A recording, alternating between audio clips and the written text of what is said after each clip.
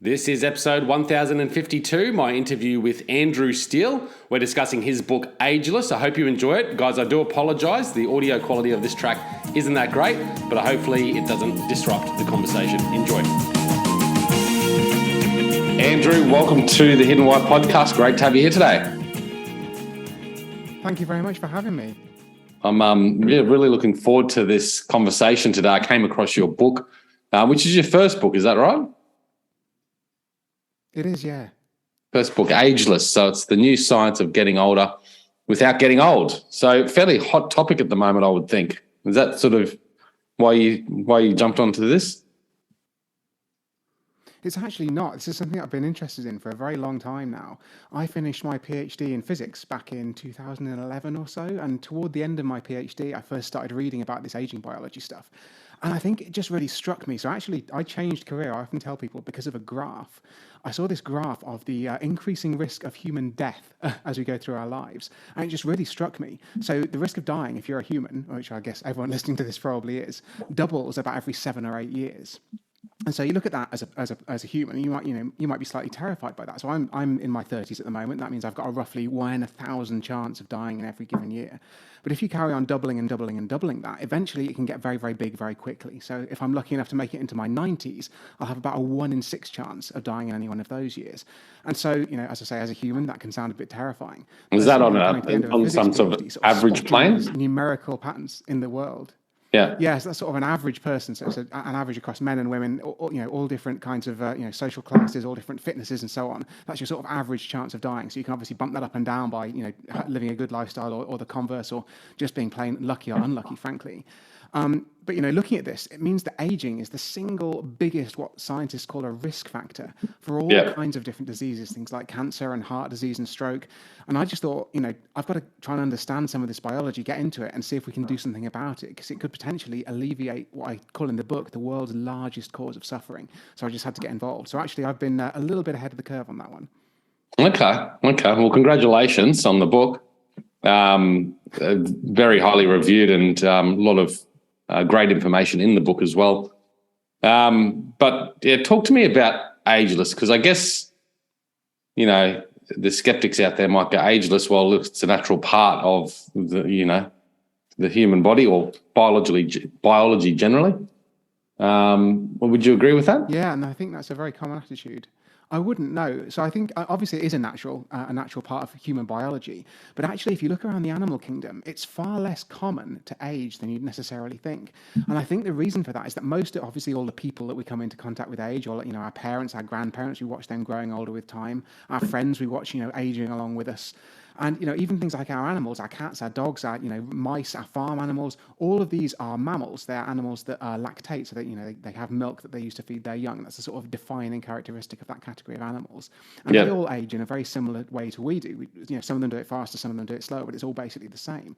But the reason there's a tortoise on the cover of my book is because tortoises are one of the rather large number of animals, actually, that literally don't age. So I talked about human risk of death. Don't age at all. 8 years. They have a risk of death that's completely flat as adults. They have a chance of roughly sort of 1 to 2% of dying in every given year, but that stays exactly flat. And what's really interesting about that is, although they obviously start off quite old and wrinkly looking, they don't have an increased frailty. They don't have a decreased reproductive capacity. Nothing seems to reduce their vitality basically as they grow older until the very, very end of life. And so it seems like aging is this thing that, evolution can either turn on or off depending on whether it's beneficial to a given species. And if we can just learn to be a bit more tortoise, think of all the suffering, the frailty, and the diseases that we could try and prevent. So aging, has a direct correlation to disease then as well? It does, yeah, and I think this is something that's often a bit misunderstood. All of us know that older people are more likely to die, but just how much more likely is genuinely shocking. So, we've already been through some of those statistics. And the reason that they're so much more likely to die, there's this sort of myth that you can die of old age. You get a bit wrinkly, your hair goes a bit grey, you go to bed one night and just painlessly you don't wake up the next morning. But actually, most people on a modern death certificate, you're actually not allowed to write old age. It's not specific enough, because the reason that these people are dying as they get older is that being older puts you at risk of cancer, it puts you at risk of heart disease, it puts you at risk of dementia, of stroke, of this whole sort of laundry list of all the most horrible diseases, the biggest killers in the modern world. And essentially, the precursor to that is the aging process. So, you can smoke, you can drink, you can eat badly, you can not exercise. But, frankly, I'd rather be heavy drinking, heavy smoking, overweight 30-year-old than the cleanest living 80-year-old on the planet, because the single biggest risk factor for all of these things is just simply being, having been on the earth for a long time. Right. So maybe we need some tortoise juice to drink. We really do. I think that's what really is striking about this, because there are animals out there that literally defy this seemingly inevitable process. And by understanding the biology of why we age, and the biology, of course, of why tortoises don't, we can potentially come up with preventative medicines for this whole range of different diseases. So how do you assess another mammal like a tortoise not aging at all? Like, what do you do to look at that and confirm that that's actually happening or not happening? It's a very good question, and actually, the long, boring answer is incredibly detailed demographic studies. So, scientists will go out and they'll tag a tortoise, and they'll tag its young, and they'll watch them over years, over decades, and record how many of those animals die, and see if there's an increasing risk of that happening with age. You can also do some more sort of functional tests, because obviously, there's more to being healthy than simply not being dead. And so you can see, how far or fast animals can walk. You can do various experiments in the lab. You can look at their cells under a microscope and see if various things about them have changed as they get older. And so there are a whole variety of different tests you can do. And actually, some of them, they really do sound quite obscure. So the way that you tell how old a whale is in the wild, these are some of the longest-lived animals. And the longest-lived ones that have been found, their age has been confirmed by looking at the structure of proteins in their eye. So we understand that the chemistry of these proteins changes as the animals get older. And by looking at how that chemistry has changed, we can basically age a whale. And, if you think about it, it's really, really difficult. If you find a massive whale, washed up dead on the beach, for example, how on earth do you know how old it is? It's not like a tree. You can't just cut it in half and count the rings. So scientists have found a variety of different ways of establishing how old animals in the wild are. And if you get really, really detailed statistics on this, you can work out which animals age and which animals don't. Right. So do whales not age? Well, that's a very good question. I think that's actually one we don't know the answer to, because they're just such a difficult animal to study. And actually, humans are part of the problem here, because unfortunately the whaling industry was so sort of grimly successful back in the first half of the 20th century. It means that, even if there are ageless whales swimming around in the ocean, they might now be so few in number or so depleted in population that we just can't necessarily find them. But what's really incredible is that whales, they are mammals like us. I was saying at the start of when we were talking, all our pets age and all these different things because they too are mammals. But if whales do age, they age much, much more slowly than we do. Because these bowhead whales, which are the longest lived example that we found, the oldest bowhead, measured by the proteins in its eye at least, was over 200 years old. And that's just really remarkable for an animal that's very similar to us biologically, although it might not look very similar. On the tree of life, they're surprisingly close. Right. So why would some mammals not age? I mean, and then if the question is, if they don't age, then why do they die? Well, they do die ultimately from a lot of the same things that kill us. And so, for example, if you look at the world's oldest tortoise, to return to that example, Harriet, she was a Galapagos tortoise who was caught, we think, by Charles Darwin when he visited the Galapagos Islands, but she outlived him by over a century. And although she stayed, fit and healthy for most of her life, eventually, right at the end of her life, she did start to decline, and she eventually died of a heart attack. But the difference is she died of that heart attack at the age of 175 rather than 75, like you might more typically expect for a human being. So a lot of these animals, they do die of the same kinds of things, but they can have that period of ill health squashed down to a very, very small period of time. Okay, so that aging process in some of those mammals is later, much later in life, but also shorter lived. Is that? Yeah, and there are various different aspects of how we could try and treat the aging process. And one of the things that a lot of scientists like to talk about is this idea, it sounds a bit technical, but it's called compression of morbidity. So morbidity is just the word that scientists use to mean, being unwell in various different ways. And if we were to compress that period of life, it might mean, for example, that you live to 100 years old, but you only spend your last couple of years in ill health. And actually, we already have really good examples of humans who can do this. And that is those humans who do make it to 100 years old, this group of people called the centenarians, even people who make it to over 110 called supercentenarians. And what's most incredible about these people isn't just how long they live, it's also the fact that they seem to stay, basically as healthy as they can possibly be for their age right up until the very end of life. So the average person who makes it past 100 actually lives independently until the age of 100, which is just incredible because, there are lots of people who are in a nursing home age 70 or 80 or 90. And yet these people who make it to these incredibly extended ages, they squash down that ill health.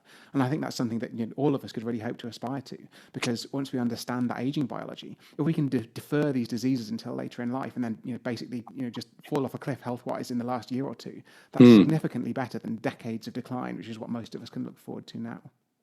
So based on the research you've done and you've looked into as well, because there's more and more of this out there at the moment, I feel, how, like for someone born today, how long do you think they'll be living for, looking forward?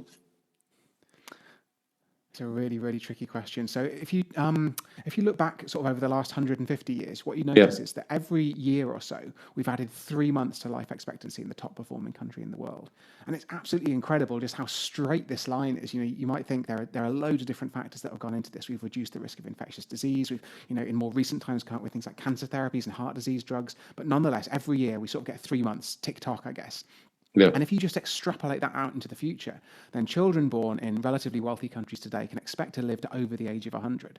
But actually, I'm rather more optimistic than this. And the reason is that the sort of therapies that I talk about in my book, the biological interventions that we can come up with that could make humans a bit more tortoise.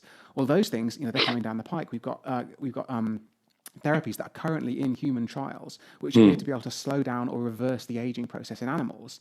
And suddenly that opens up, a whole new ball game basically for us humans to be playing. So, let's take the example of me. I don't want to be too self-centered, but sometimes, it's helpful to think of this in concrete terms. I'm in my sort of mid to late 30s. I'm 37 at the moment. And what that means is that even if life expectancy doesn't really do anything exciting in the near future, then I can expect to live certainly into my 80s with current life expectancy statistics. Maybe if I'm lucky and if I look after myself, I can expect to live a little bit longer still. And what that means is that I've got another 40 years to look forward to.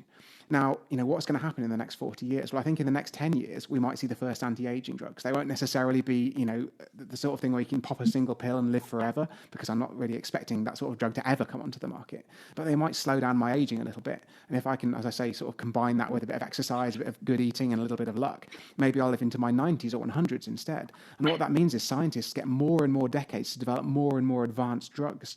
So, if you imagine you're a kid born today and you're expecting to live to 100, even if medical advances continue very much as they have in the past, that means you've got a full century of scientific progress. And if you look back at the last century of scientific progress, it's just staggering what we've achieved. Like we didn't even develop CPR, so the thing you've seen in every medical drama ever, where the doctor gets down and starts pumping someone's chest to restart their heart. That wasn't even invented until the 1960s. So if you think about how far medicine's come on in the sort of even within our lifetimes, then I think predicting how long humans born today are going to live is just really, really difficult, because we can't imagine the kinds of biology and the kinds of medical advances that are going to happen during their lives. No, and you've answered that very well. And I like the idea of, factually sort of 3 months a year extension of life. But yeah, we just don't know what the advances are going to be in the next, 10 years or 20 years or 100 years. But you can only imagine, based on what we've experienced so far in history, that it'll continue to improve at a probably even more rapid pace, huh? So yeah, because I think if you look at these kinds of drugs that are being developed, then there are things that we're going to know in the next 2 or 3 or 4 years whether they do indeed intervene in these various processes that are behind aging. And I think we talk about things like stem cell therapy and gene therapy. I talk about these in the book, and these sound like very futuristic treatments, but although they are futuristic, there aren't very many of these kinds of treatments that are available today. The first few are already available. And so I think it would be very, very unwise to bet against them being more widely available for all kinds of different conditions in 10 or 20 or 30 years. And actually, most people alive today can expect to live another 10 or 20 or 30 years, unless you're already very late in life or already very unwell. Then, there's an awful lot of time for science to advance. And if that can push your funeral back even further into the future, then, everything's on the table, basically. Yeah. So looking at things we can do to help the aging process, or what do you say, suppress it or something? What are the basic things, non-medical things that we should all be doing that you found in your research? a lot of the sort of health advice, and there is a chapter about this in the book, some of it sounds surprisingly basic. So it's Yeah. all the things that your mother would have told you. Make sure that you get plenty of exercise, don't eat too much, try not to be overweight, get a good varied diet. I think probably more vegetables in your diet is a good thing. I guess the key headline that I should have started with is do not smoke. If you're a smoker and hoping to live a long, healthy life, that really is the number one thing you should try and quit. And what I think really motivates me about these bits of health advice is they can sound a bit dull and dry and like you've heard them 100 times before. But actually, when you drill down into the biology, you realize that they are literally slowing down the aging process. Almost all of these are slowing down different aspects of aging. And they're not only going to make you live longer, but they'll also make you live healthier for that period of time. So that's something that's really sort of motivated me to try and keep on top of these dull bits of health advice once you understand a bit about the aging biology. And the other thing is that by sort of switching it around and understanding the aging biology, you can illuminate some less conventional bits of health advice. And I think my favorite of these actually is brushing your teeth. So scientists noticed in the 1990s that people who had better dental health, so less gum disease, less tooth decay, tended to get fewer heart attacks. And at first, I think a lot of the scientific community just thought this was one of those cases where you might have heard this phrase before, correlation doesn't equal causation. So the fact that you can see people with good teeth also have good hearts, maybe that's being caused by some third thing, like perhaps they're wealthy enough to have a lot of time on their hands to look after their teeth and get good dentistry. They're also wealthy enough to spend a bit of time exercising and do other healthy habits. But as we've understood more about the biology of this, it's become clearer that there seems to be some kind of causal influence. And the idea is it could be caused by something called chronic inflammation. Now, inflammation is the process by which your immune system responds to a threat. And if it's not chronic, it's a very, very good thing. So, say you get an infection, your immune system jumps into action, goes and destroys that threat, hopefully, and then everything just calms down again fairly rapidly. Yeah. Chronic inflammation is where that process goes on for longer than it should. And so if you imagine, say you've got poor oral health, you've got gum disease or something like that. These are bacteria in your mouth. And your immune system can never quite win that battle with those bacteria. That's why, we have to do these sort of almost medieval things in dentistry, like drilling out the bits of teeth that have the decay. So what that means is this inflammation goes on and on and on, and it falls into this what's called chronic inflammation category. And now we understand a bit more about the biology of aging. We know that one of the drivers of the aging process is this chronic inflammation. So it seems as though that, having these bacteria in this sort of constant battle in your mouth with your immune system could be driving the aging of your heart, could be driving the aging of many organs around the body. We even think there's some evidence that it can lead to dementia because the bacteria that are often found in gum disease are sometimes found in the brains of people with dementia. So it could well be that this seeming sort of unrelated battle that's going on in your mouth actually has these wide-ranging implications throughout the whole of our bodies. Right. Okay. And that'd be similar for inflammation throughout the body anywhere else? Where your body's trying too hard Yeah, too I long think that's something that's battle. really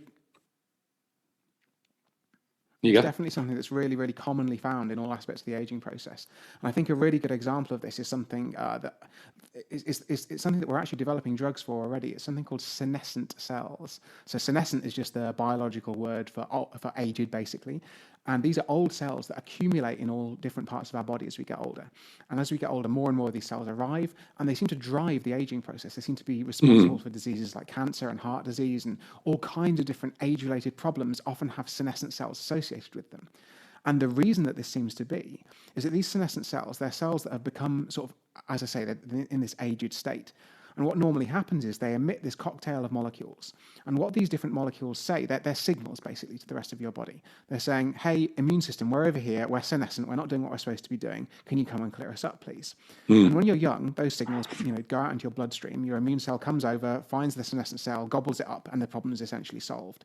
But as you get older, these senescent cells are accumulating more and more and more. Your immune system's getting weaker. That's something that we also know happens as you get older, so it's getting less effective at clearing up these cells. And so this constant emitting of these molecules telling the immune system to come and clear up those cells is one of the contributing factors to chronic inflammation. And so that's something that can drive inflammation throughout the body. So it can, in certain specific cases, cause inflammation locally. So something like arthritis can be caused by senescent cells, but it also seems to affect the global aging process at the same time. Yeah, well, it's a lot to take in. With the and I think the sort. No, you go first. there you go.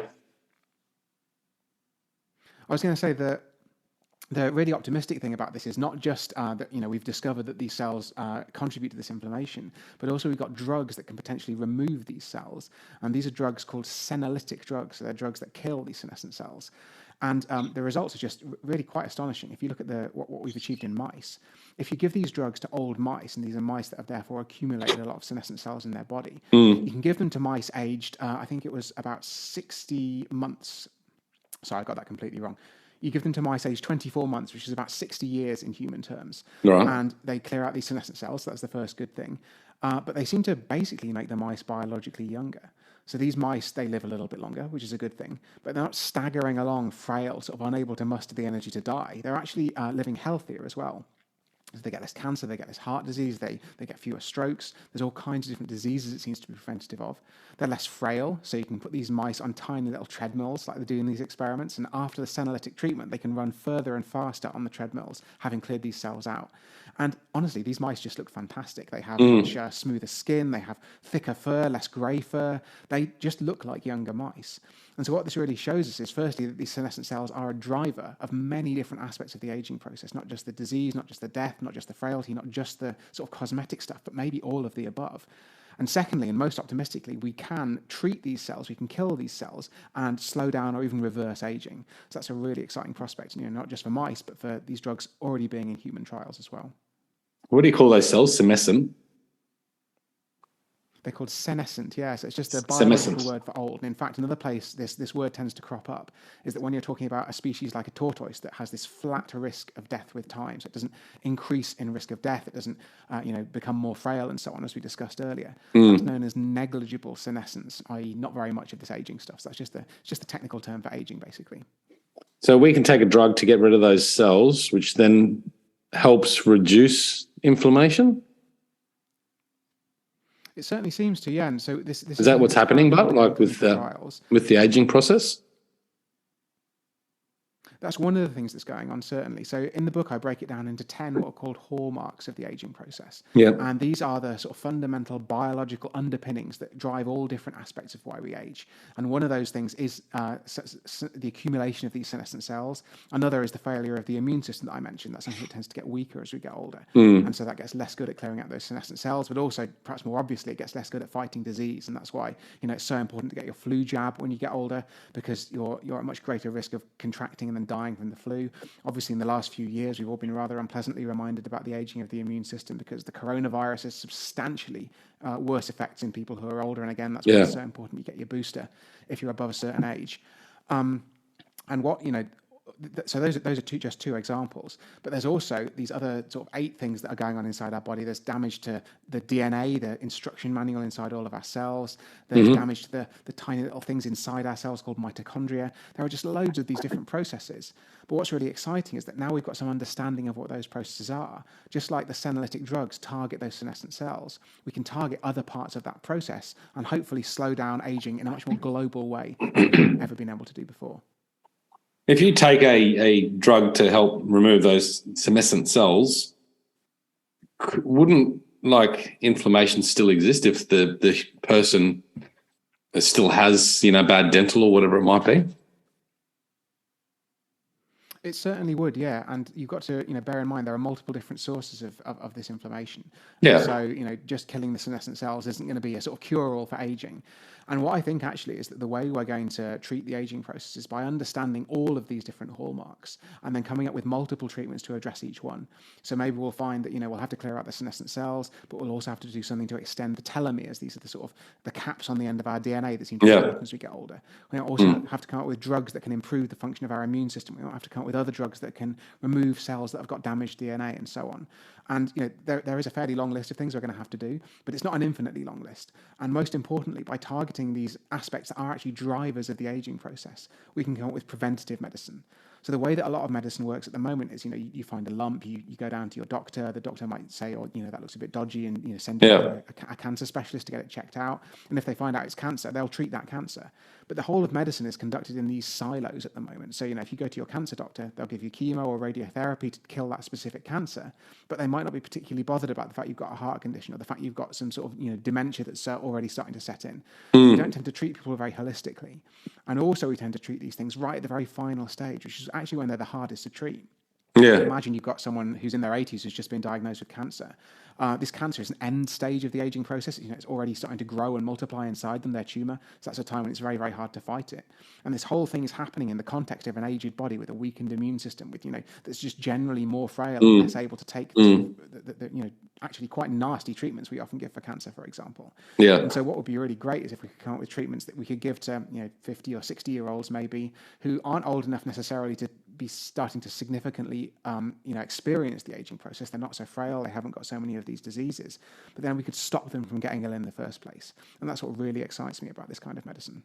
So there's a lot of tech and things like that currently available that people can, I guess, be more preventative rather than reactive. I think this is something we really need to develop in the medical system, actually. It's very disappointing, like how little governments and doctors, I mean, I shouldn't blame the doctors. The doctors are basically run off their feet trying to deal with their, the state, a lot of healthcare systems are around the world, but governments seem to dramatically underinvest in prevention. And, this doesn't just extend to, things that happen in the healthcare system or tech or monitoring. It's things like enabling people to integrate exercise into their daily life. So one thing that I'm sort of also a passionate advocate of is cycling, because it means if you can cycle to work, that means you're sort of almost unintentionally getting some exercise into your day, exercise that you might not otherwise get. And so, governments are just very, very bad in all kinds of places around the world at providing the sort of safe cycle lanes and that kind of thing that will encourage people on their bikes. Yeah. So I think there's a whole sort of challenge with the stuff that we've already got available to us. But the thing that I think is most important is that we invest in this aging biology research, because the fact is that we've spent decades trying to improve people's diets and get people exercising more, and there has been a degree of success, but behavior change is just really, really hard. And so what I'd like to do is come up with these medicines that can act in conjunction with this kind of thing. I'm not saying don't exercise, I'm not saying don't eat well and so on, but if we could supplement that, sort of no pun intended, with some drugs that could slow down the aging process at the same time, then basically all of these things are going to be pushing in the same direction and making everyone potentially in the world healthier and happier as they get older.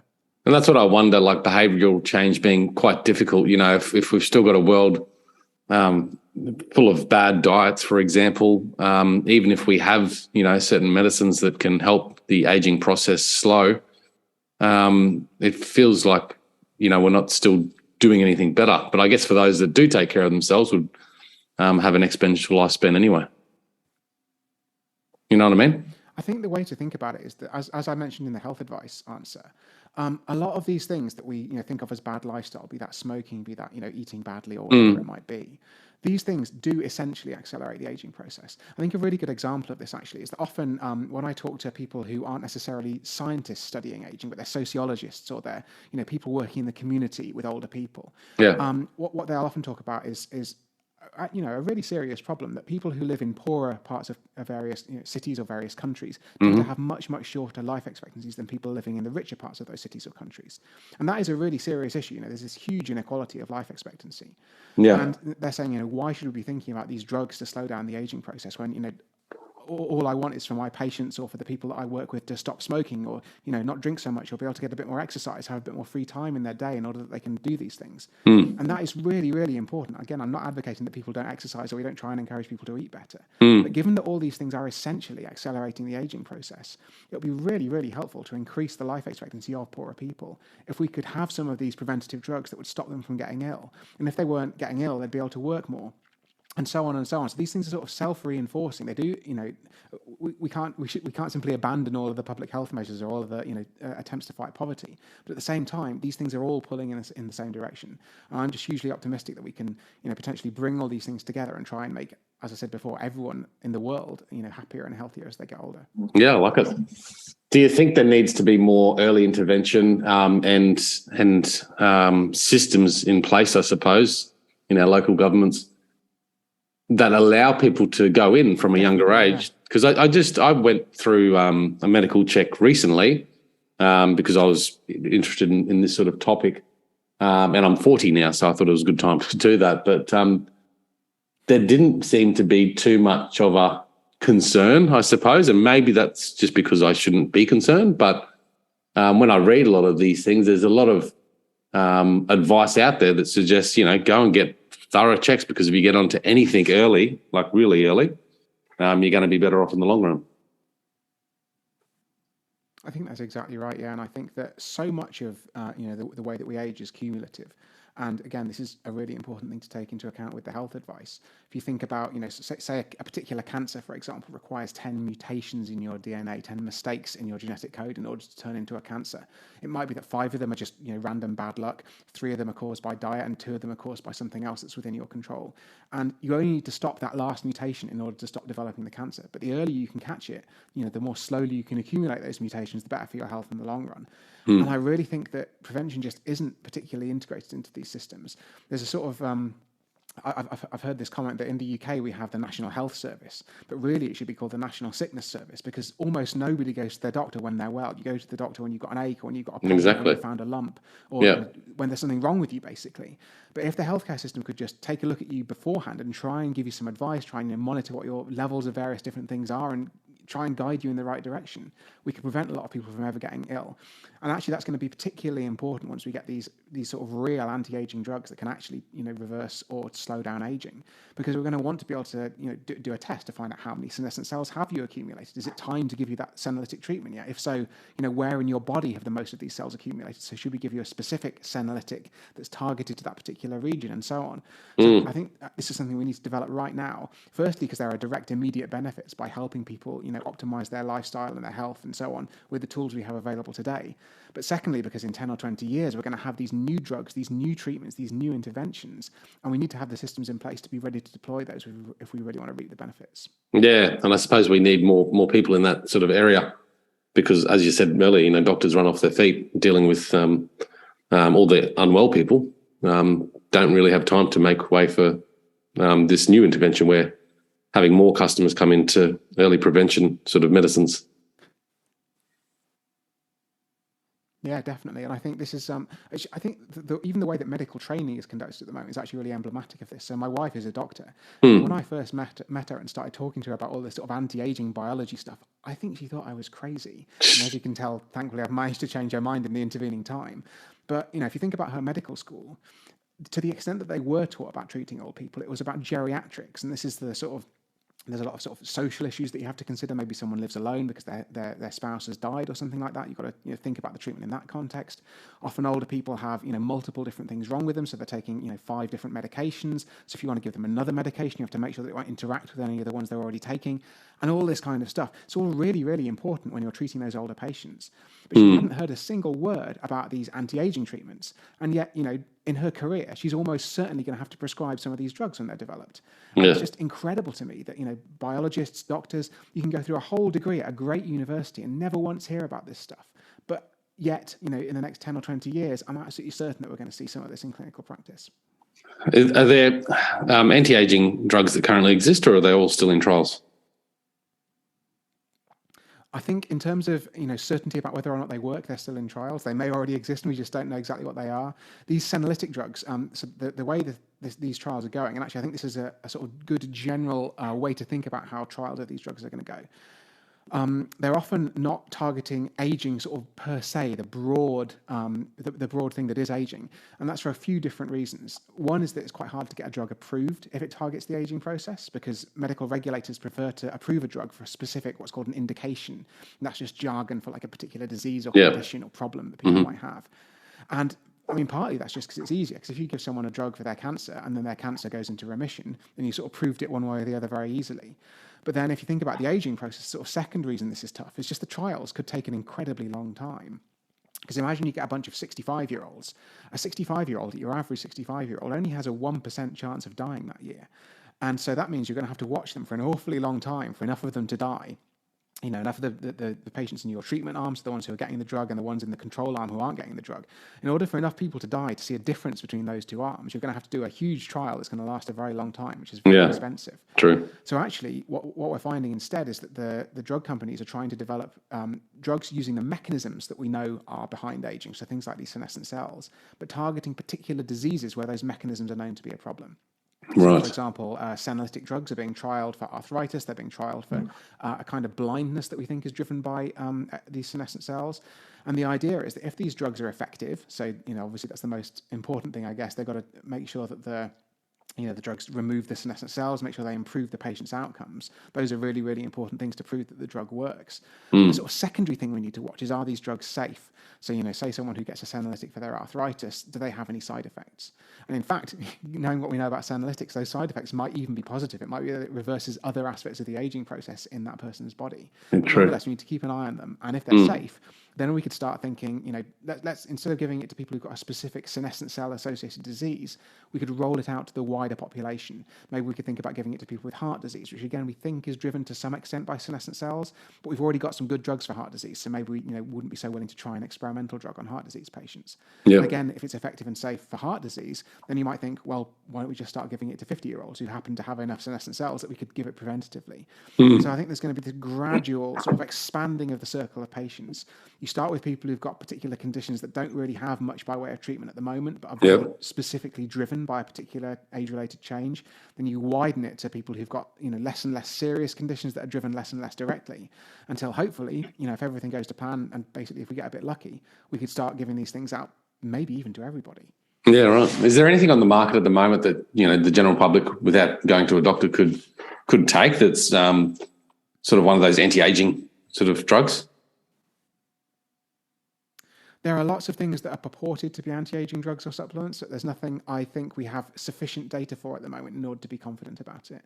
I think the fact is that some of these trials are going on. They're going to be happening in the next few years. And honestly, it's best just to watch and wait given the data that we have at the moment. So, for example, there's a drug called metformin that some of your listeners might have heard of. In fact, some of your listeners might well be taking metformin right now because it's one of the world's most commonly prescribed drugs. It's actually normally prescribed as an anti-diabetes medication. That's right, yeah. Keep people's blood sugar under control if they have diabetes. But it also seems to have this effect. People have noticed that diabetes patients taking metformin can often outlive patients who aren't taking metformin. And the reason, of course, they aren't taking metformin is they don't have diabetes. So there's this strange paradox that people who have diabetes, they tend to be healthier.